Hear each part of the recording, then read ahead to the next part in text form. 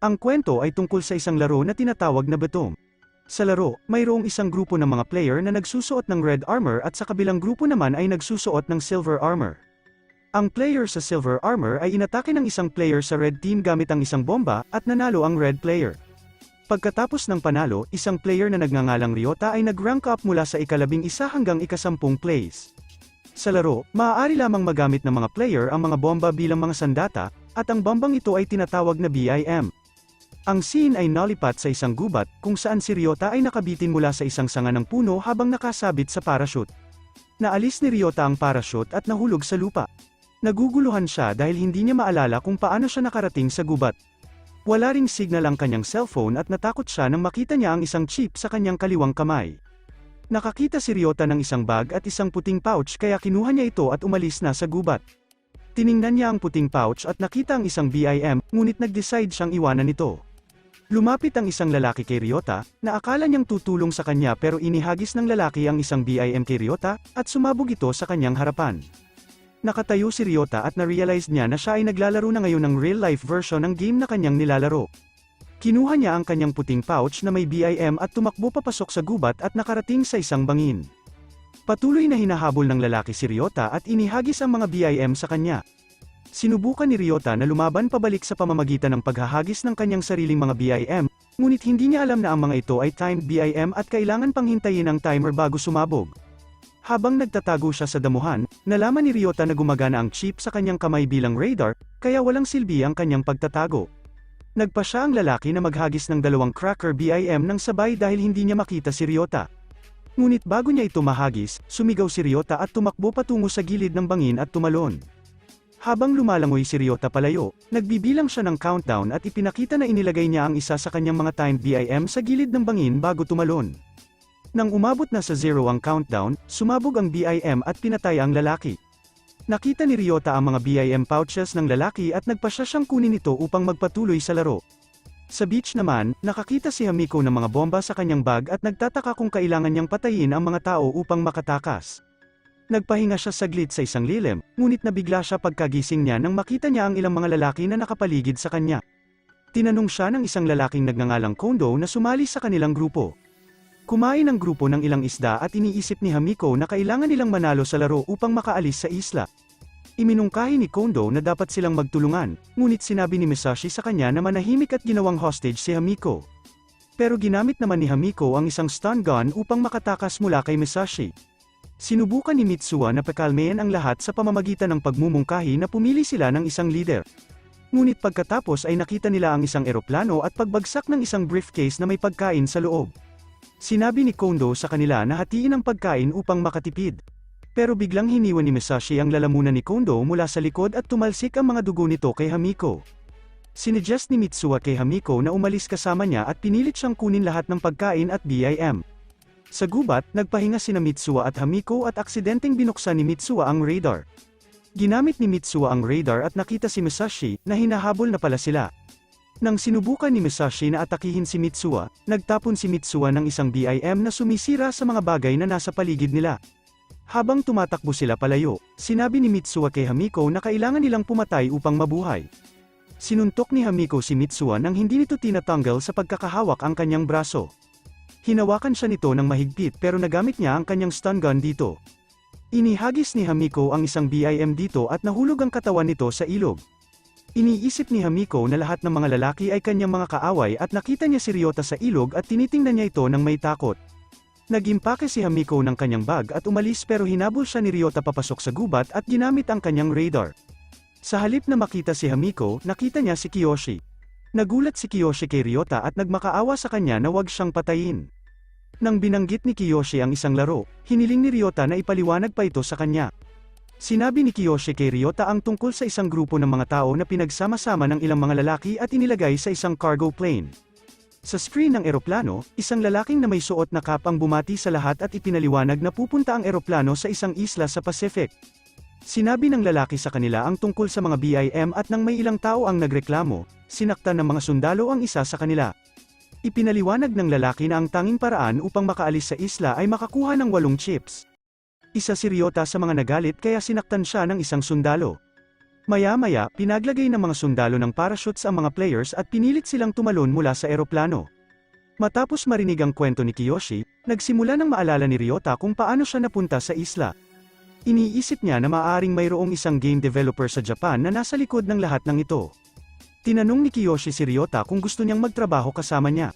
Nang tinanong ni Ryota si Kiyoshi na ipakita sa kanya ang kanyang mga BIM para mapagkatiwalaan niya ito ay tumanggi si Kiyoshi. Nag-isip ng ilang sandali si Ryota pero sumang-ayon din siya na makasama bilang kakampi si Kiyoshi nang walang anumang kondisyon.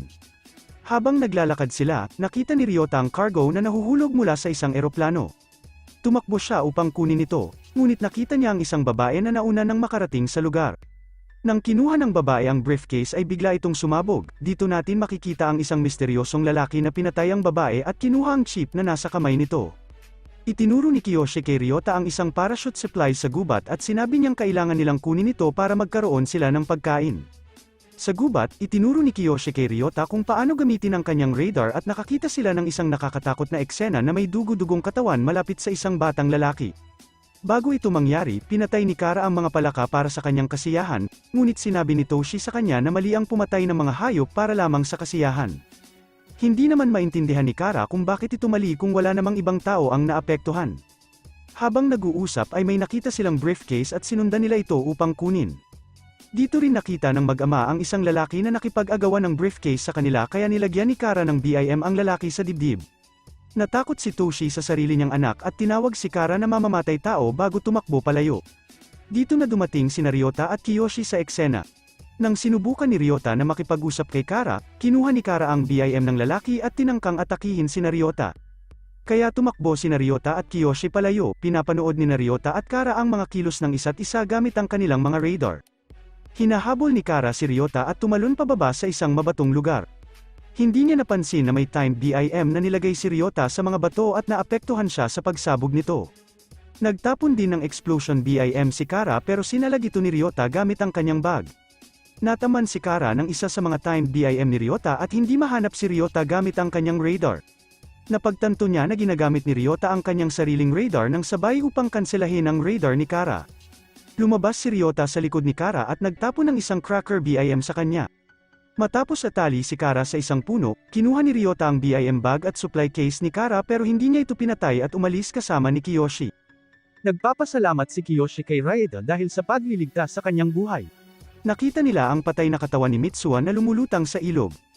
Sinabi ni Kiyoshi kay Ryota na iwanan siya dahil sa kanyang injury sa binti, ngunit sinabi ni Ryota kay Kiyoshi na magtago habang papunta siya sa likod ng talon upang tingnan kung anong meron dito.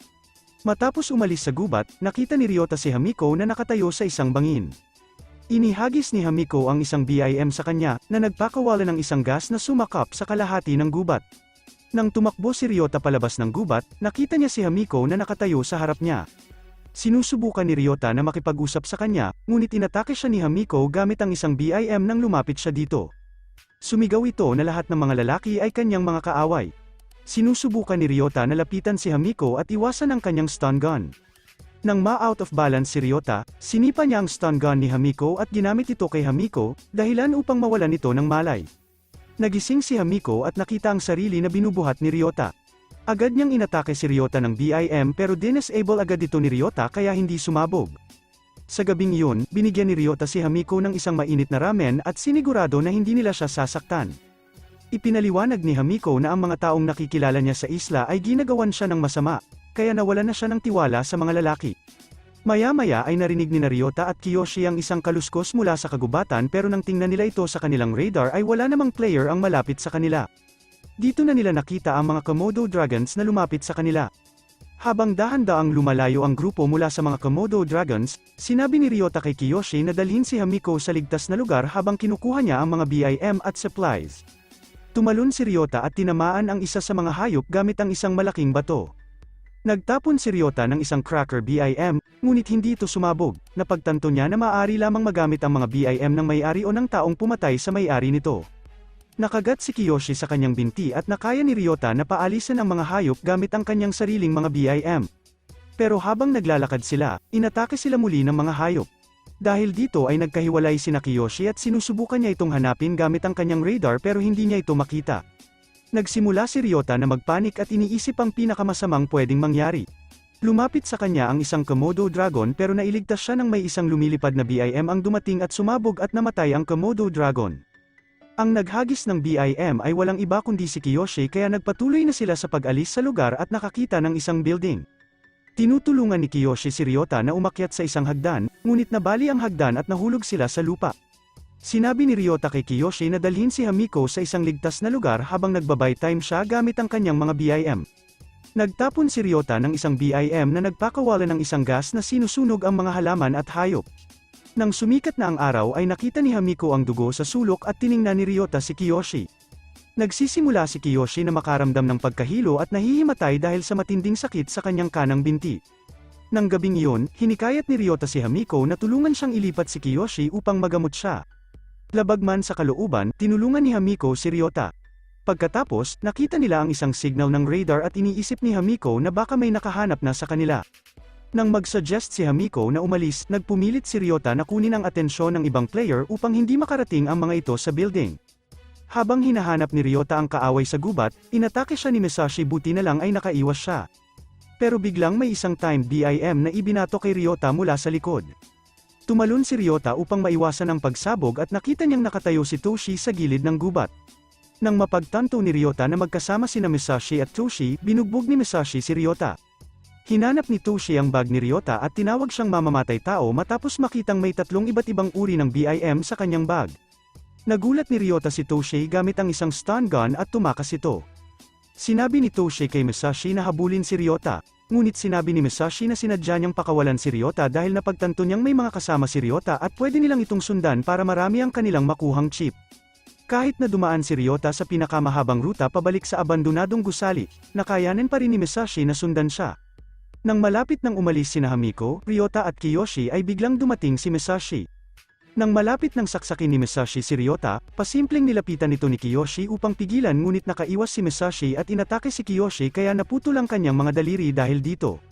Sinubukan ni Ryota na atakihin si Musashi gamit ang isang stun gun, ngunit sinipa siya nito palayo at nahulog sa building. Nagpunta si Ryota pabalik sa taas ng abandonadong gusali at napaluhod nang marinig mula kay Kiyoshi na kinuha ni Musashi si Hamiko.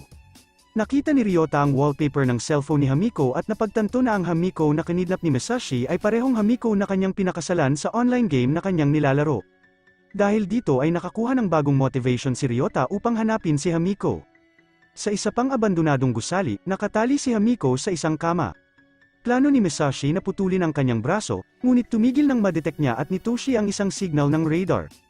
Narinig ni Musashi ang isang pagsabog at iniisip na paparating si Ryota, kaya tumalon siya sa koridor dala ang kanyang kutsilyo at halos mapatay si Toshi. Samantala, nakarating si Ryota sa kwarto kung saan nakakulong si Hamiko at binuksan ang pinto. Nahulog ang isang cracker BIM, ngunit napansin ito ni Ryota at dinisable agad ito. Nang makita ni Hamiko si Ryota, umiyak siya dahil sa sobrang saya at napagtanto na hindi lahat ng lalaki ay masama. Habang tinatanggal ni Ryota ang tali, tinanong niya kung siya ba ang parehong Hamiko na kanyang pinakasalan sa online games, ngunit itinanggi niya ito. Habang sinusubukan nila Ryota at Hamiko na tumakas, nahuli sila ni Musashi. Naghiwalay sina Musashi at Toshi upang habulin sila. Naghagis si Toshi ng BIM kay Ryota, na iniisip niyang walang dalang BIM si Ryota. Bago tumakbo sa isang pintuan, nagtapon si Ryota ng isang cracker BIM na tumama at pumatay kay Toshi. Narinig ni Ryota ang isang iyak at nakita niyang hawak ni Musashi si Hamiko bilang hostage. Naghagis si Musashi ng kutsilyo sa lupa upang akitin si Ryota sa one-on-one duel, at saka siya inambush at sinipa sa tiyan. Tumakbo si Musashi papunta sa kanya at sinuntok siya muli. Sa sandaling iyon, tumalon si Hamiko sa likod ni Musashi para pigilan itong saktan si Ryota pero tinapon lang siya ni Musashi sa sahig. Sumigaw si Hamiko kay Ryota na tumakbo palayo at napagtanto ni Musashi na nilagyan siya ni Hamiko ng isang burning gas BIM sa kanyang katawan. Bago pa man matanggal ni Musashi ang BIM at maihagis ito palayo ay sumabog na ang BIM. Nakita ni Ryota ang isang butas at umakyat dito.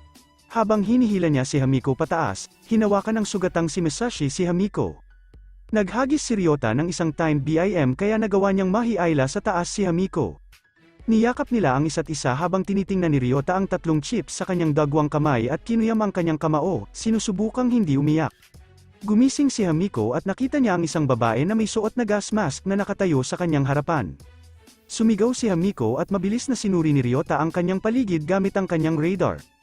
Nang wala siyang nakita, hiniling niya kay Hamiko na tingnan ang ibabang palapag habang tinitingnan niya ang itaas. Napansin ni Ryota ang liwanag na nagmumula sa isang kalapit na bintana. Iniisip ni Ryota na siya ay nasa isang silid na may booby trap nang makita niyang bagong lagay lang ang mga gamit dito. Biglang sinubukang atakihin ng isang babae si Ryota gamit ang isang sickle mula sa likod. Sinipa niya ang babae na nagpabagsak sa kanya at nawala ng malay. Nagising ito at sinimulang sigawan si Ryota na lumabas sa kanyang kwarto. Pagkatapos umalis ni Ryota sa kwarto, ipinakilala ng babae ang kanyang sarili bilang si Shaki at sinabi kay Hamiko na wala siyang anumang BIM. Sinabi ni Shaki kay Hamiko na huwag magtiwala sa sinumang lalaki, ngunit sumagot si Hamiko na ilang beses na siyang iniligtas ni Ryota at kilala niya ito noon pa. Ipinaliwanag ni Shaki ang kanyang sariling kwento upang ipakita na ang lahat ng lalaki ay sarili lang ang iniisip. Sa kanyang nakaraan, mayroong isang doktor na kanyang iginagalang na nasangkot sa isang insidente. Binago ni Shaki ang mga record ng medisina para sa doktor, ngunit sa huli, sinisi siya nito at siya ang napasama sa hospital at sa mata ng mga tao. Nakasama muli ni Shaki ang parehong doktor at sinabi niya sa kanya na kalimutan ang kanilang nakaraan at magtulungan upang mabuhay sa isla.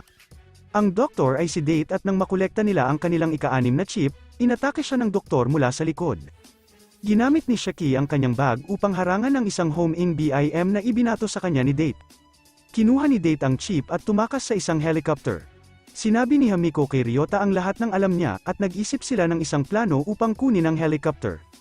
Gayunpaman, hindi sinabi ni Hamiko kay Ryota ang tungkol sa ika-6 na chip o sa kanyang tunay na pagkakakilanlan. Sinabi ni Shaki kay Hamiko at Ryota na dumaan sa bundok pabalik sa observatory point. Sa hideout ni Ryota kung saan naiwan si Kiyoshi na sugatan ay nandito rin ang doktor na tinutukoy ni Shaki. Sinabi ni Date kay Kiyoshi na siya ay isang doktor at pagagalingin niya ang mga sugat nito.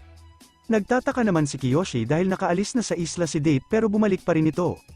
Nang dumating si Ryota at Hamiko, hiniling ni Ryota kay Date na ipaliwanag ang kanyang sarili. Sinabi ni Date na ginagamot niya ang mga sugat ni Kiyoshi dahil tungkulin ng isang doktor na iligtas ang buhay ng mga tao. Hiniling ni Ryota kay Date na ipakita sa kanya ang kanyang BIM upang mapagkatiwalaan siya. Natuklasan ni Ryota na ang bagong BIM ay maaaring pasabugin kahit malayo ito gamit ang isang remote control. Pagkatapos ay dumating ang isang eroplano sa isla. Sa iba pang lugar sa isla, hinahabol ni Ryota at ng kanyang grupo ang mga supply. Nakakita sila ng radar mula sa mga kalapit na grupo at nalaman nila na mayroong 6 na players ang nandito. Habang tumatakbo sila patungo sa isang briefcase na ibinagsak sa pamamagitan ng parachute, nakita ni Ryota ang isang lalaking may salamin na hinahabol din ang parehong briefcase. Ang dalawa ay sinubukang tumalon para makuha ang briefcase, ngunit pareho silang nahulog sa bangin. Nagtapon sila ng Crocker beams sa isa't isa, tinawag ni Hamiko at Miko ang kanilang mga partner at nakita nila ang isa't isa. Agad inatake ni Miko si Hamiko at inilagay niya ang isang timer BIM sa kanyang dibdib at sumabog ito. Sa lokasyon ni Ryota, hinahawakan ni Date ang trunk at nagtapon si Oda ng blazing gas BIM kaya nahulog ang briefcase sa bangin at nakuha ito ni Ryota. Sa gubat, nagulat si Miko kay Hamiko dahil buhay pa pala ito. Maya-maya, lumipad ang isang flammable oil splash ang flame BIM patungo kay Ryota at nasunog ang lupa. Malapit sa lugar ay makikita natin sina Kara at Tomoki na inuutusan ni Kara ang kanyang kasama na patuloy lang sa pag-atake kay Ryota. Nang makulong si Ryota sa apoy, tumakbo si Oda papasok sa mga apoy at sinipa siya.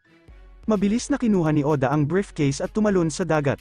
Sa gubat, naglalaban sina Miko at Hamiko, ininsulto ni Miko si Hamiko at nakaiwas sa atake nito. Hinawakan niya si Hamiko sa likod at ni-wrestling siya nito. Nagawa namang makabawi ni Hamiko at tinapon niya sa isang puno si Miko. Hinawakan ni Miko ang isang metal pole, ngunit nagulat siya ni Hamiko gamit ang kanyang taser gun pero mababa na pala ang voltage nito. Hinahawakan ni Miko ang ulo ni Hamiko at pinapalo ito sa lupa ng paulit-ulit. Isang BIM ang inihagis sa kanila at pareho silang tumakbo. Galit si Date na buhay pa rin si Hamiko at nagkunwari na mabait at gusto lang siyang iligtas, ngunit napagtanto ni Hamiko na sinusubukan ni Date na patayin siya. Sa dalampasigan, nagtatago si Ryota sa likod ng mga bato at nakita ang isang lalaki. Kinuha ng lalaki ang isang briefcase, ngunit sumabog ang briefcase at namatay ang lalaki. Kinuha ni Oda ang malamig na chip mula sa patay na lalaki at lumabas si Ryota mula sa pagtatago niya. Sinabi ni Ryota kay Oda na bitawan ang kanyang mga hawak, ang BIM pati na rin ang mga chip. Inutos niya kay Oda na ipakita ang kanyang mga kamay, at nang ginawa ito ni Oda, maingat na lumakad si Ryota patungo sa mga gamit. Kinagat ni Oda ang isang button at pinasabog ang BIM. Ginamit ni Oda ang kanyang radar at natuklasan na buhay pa rin si Ryota. Nilinlang ni Ryota si Oda sa pamamagitan ng pagpapanggap na lumalakad siya patungo sa mga gamit. Mayroong problema si Oda sa paningin dahil sa kaliwang mata lang siya nakakakita. Sa gubat, nakarinig si Hamiko ng pagsabog at pinipigilan siya ni Date na pumunta upang mag-imbestiga. Sinasabi niya sa kanya na ang isang pagkakamali ay maaaring mag-cause ng kanyang buhay. Sa beach, tinatanong ni Oda si Ryota kung siya ang Ryota na kilala niya. Matapos kumpirmahin ito ni Ryota, lumakad si Oda palayo. Tinatanong ni Ryota si Oda kung paano niya nalaman ang kanyang pangalan. Pagkatapos ay dumating sina Hamiko at Date at nakita si Ryota. Nagluluto si Date ng ilang curry at inis siya na kailangan niyang ibahagi ang kanyang pagkain sa kanila. Nang pinasalamatan ni Ryota si Date, sinabi ni Date na maaari silang makakuha ng marami pang pagkain bukas. Nagdududa naman si Hamiko tungkol sa kung paano nalaman ito ni Date. Nagtiwala si Ryota sa mga salita ni Date na nagpapabahala kay Hamiko. Maya-maya, pinakain ni Ryota si Kiyoshi ng ilang curry at nadarama ni Date na lumalala ang kalagayan ni Kiyoshi. Sinasabi ni Date kay Ryota na ang lason mula sa Komodo Dragon ay delikado para kay Kiyoshi. Hiniling ni Hamiko na makipag-usap kay Ryota sa labas at sinasabi ni Hamiko kay Ryota na dapat silang pumunta sa lugar ni Murasaki upang makakuha ng gamot at nagsuggest na isama nila si Date. Sa daan, sinasabi ni Hamiko kay Ryota ang nangyari sa kanya at sinasabi niyang mapanganib si Date. Ngunit iniisip ni Ryota na dapat pagkatiwalaan ni Hamiko si Date at na-disappoint si Hamiko dahil madaling magtiwala si Ryota sa mga tao. Nang nakarating sila sa depo ng gamot, nagpasya si Hamiko na pumunta kay Murasaki mag-isa. Naglalakad si Date at nakahanap ng ilang lumang gamot. Nagkunwari siyang naglalagay ng mga random na bote sa briefcase. Dumating si Ryota at hiniling ni Date sa kanya na pagkatiwalaan siya kaya kinuha ni Ryota ang briefcase, ngunit nadarama niyang may mali dito. Nang ginamit niya ang kanyang radar upang mag-signal kay Hamiko, dumating ito galing sa bintana. Sinasabi ni Hamiko kay Ryota na itapon ang briefcase dahil ito ay may booby trap. Pinindot ni Date ang isang button at nahuli si Ryota sa pagsabog.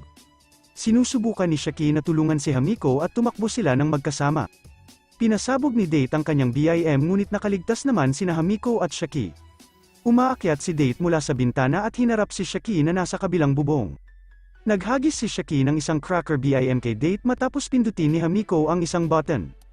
Nagkunwari siyang tumakbo palayo kaya hinabol siya ni Shaki pero pinasabog ni Date ang isang pader malapit kay Shaki at nahulog siya sa baba. Lumakad si Date patungo sa lokasyon ni Hamiko, nakaramdam ng kalungkutan at nawala ng pag-asa si Hamiko habang iniisip kung gaano kahirap mabuhay nang wala ang tulong ni Ryota, na palaging naroon para sa kanya. Naghagis si Date ng isang cracker BIM kay Hamiko, ngunit tumalbog ito dahil sa laki ng kanyang bola. Napagtanto ni Date na hindi niya mapindot ang button at nang ginamit niya ang kanyang radar, nakita niya na buhay pa rin si Ryota. Tumakbo si Date palayo at sinusubukan na dalhin si Ryota sa isang bitag na inilagay niya. Tumingin si Date sa isang tambak ng mga board kung saan nakatago ang kanyang bomb trap. Nang pinindot niya ang button, sinabi ni Ryota kay Date na inilipat niya ang bomb trap sa mismong pader na pinagtataguan ni Date at sumabog ito. Dumating si Shaki at sinabi kay Ryota na huwag makialam dahil ito ay laban niya. Inilapit niya ang kanyang sickle malapit sa leeg ni Date pero humihingi ito ng tawad sa kanya. Maya-maya, naliligo si Hamiko at sinasabi kay Ryota na huwag tumingin dahil wala siyang suot na damit. May ideya si Ryota at sinabi kay Hamiko na dapat nilang suriin ang mga patay para sa kanilang mga chip. Sinabi niya na maaaring mayroon silang sapat na mga chip upang umalis sa isla. Sa gubat, sinusuri ni Ryota ang katawan ni Mitsuha pero wala siyang chip na nakita. Sinabi ni Ryota na nawala ang lahat ng mga chip. Sa kanilang pagbalik sa observatory point, nakarinig si Ryota ng isang bagay at umiwas habang inihahagis ang isang homang BIM sa kanila.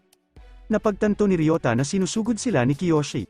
Prinotektahan ni Hamiko si Ryota at nakilala niya ito na si Hamiko mula sa online games na nilalaro niya dahil sa kanyang tindig. Ginamit ni Hamiko ang kanyang radar upang mahanap si Kiyoshi. Na-realize ni Ryota na simula una pa lamang ay target ng patayin ni Kiyoshi si Hamiko, kaya kinuha niya ang homing BIM upang i-activate ito. Ginamit niya ang kanyang radar upang makita si Kiyoshi na tumatakbo palayo. Natisod si Kiyoshi at nahulog at napalibutan siya ng Komodo Dragon. Humihingi siya ng tawad kay Ryota at Hamiko bago gamitin ang homing BIM sa kanyang sarili.